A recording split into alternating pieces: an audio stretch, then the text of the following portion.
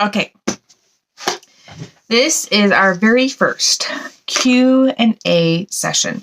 So some of these questions I got from you guys. Some of these questions I just looked up on the internet. And yes, it is in an old Sanders caramel, dark chocolate sea salt caramels. I get these from Costco. They're really good. So I just cut them up, and we're going to do 2 per video. So let's draw the 2 for today. There's number 1, or is that 2? Oh, that is 2. That is 2. I was like, that seems kind of long. So our questions that I'm answering today are, as a writer, what would you choose as your mascot / spirit animal? And 2, if you could tell your younger writing self anything, what would it be? So we'll go with the first one. As a writer, what would you choose as your mascot or spirit animal? I'm going to answer this in 2 different ways. So I'm going to tell you the one that I wish it was, and then I'm going to tell you the one that it actually is. So I wish it was something like a beaver, because I feel like beavers are pretty one track, where they're like, I'm going to build this dam, and I'm going to work until the dam is done. And when the dam is done, I will live in it. They're hard workers. Okay. Pause. I should have answered the question, how do you balance being a mom and an author? Because I could have just been like, I don't. Okay. So, spirit animal. I wish you could pick something I wish it was like a beaver or like a meerkat or one of these, I don't know, hardworking animals that is always just very focused on the task at hand. Because I feel like in reality,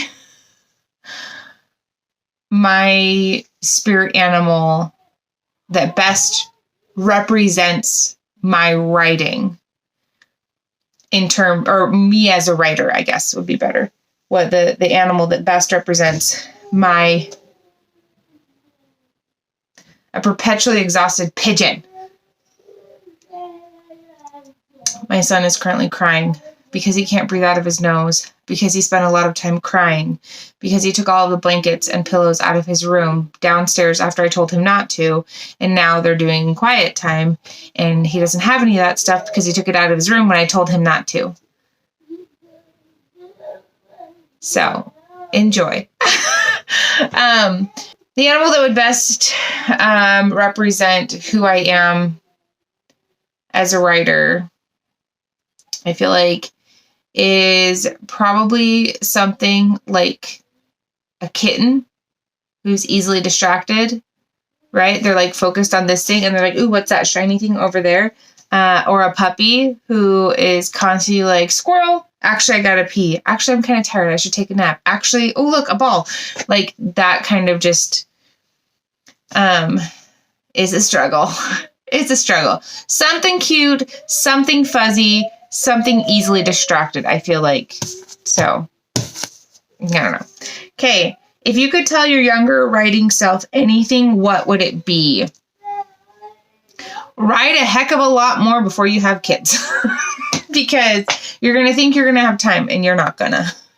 You're going to be able to make the time eventually, but by golly, it will not be undisturbed. Currently. But it would be, get off Netflix and actually, just write. That's probably one of my biggest regrets is I feel like I spent a lot of time wasting time.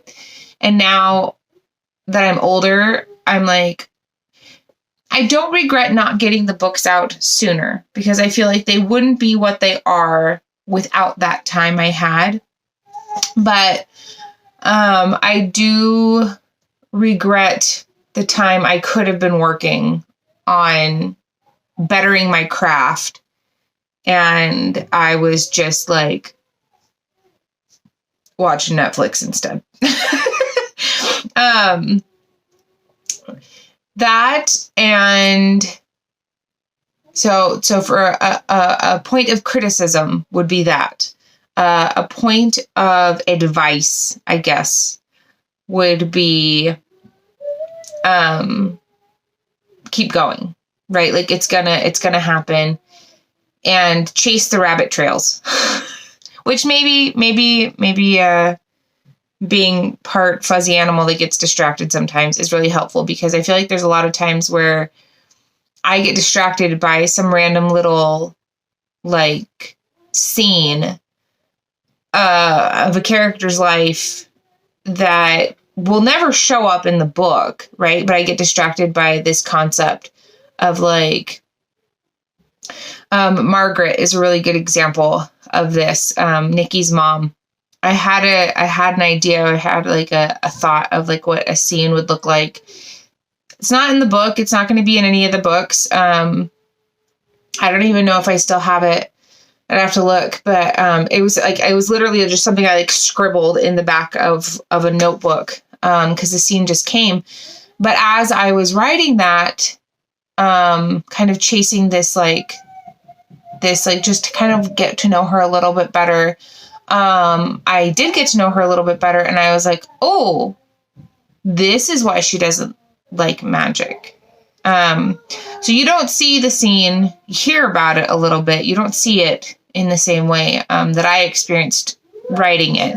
But chasing those little rabbit trails for a little bit where you get kind of distracted and you go off topic for a little while can be really beneficial. And it can open up new windows, and it can kind of open up new paths for the story and for your characters.